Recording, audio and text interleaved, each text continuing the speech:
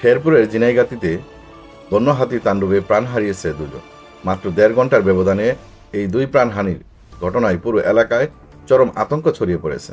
স্থানীয় সূত্রে জানা যায়, মঙ্গলবার সন্ধ্যার দিকে জিনাইগাতির বড়গজনী এলাকায় একটি লিচু বাগানে হানা দেয় বন্য হাতির একটি দল। হাতিগুলোকে তাড়াতে স্থানীয়রা মশাল জ্বালিয়ে প্রতিরোধের চেষ্টা করেন। এ সময় হাতির পায়ের নিচে চাপা পড়ে গুরুতর আহত হন আজিজুল ইসলাম নামে এক ব্যক্তি। দ্রুত উদ্ধার করে তাকে হাসপাতালে নেওয়া হলেও শেষ পর্যন্ত তাকে বাঁচানো সম্ভব হয়নি। প্রথম ঘটনার ১.৫ ঘন্টা পর একই এলাকায় আরও একটি মর্মান্তিক হামলার ঘটনা ঘটে।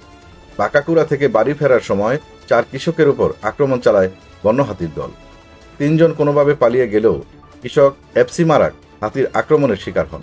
পরে শালবনের ভিতর থেকে তার ছিন্নভিন্ন মরদেহ উদ্ধার করা হয়। এ ঘটনার পর স্থানীয়দের মাঝে বন্য হাতির আক্রমণের আশঙ্কায় তীব্র আতঙ্ক বিরাজ করছে। এলাকাবাসীরা দ্রুত প্রশাসনের কার্যকর হস্তক্ষেপ দাবি করেছেন।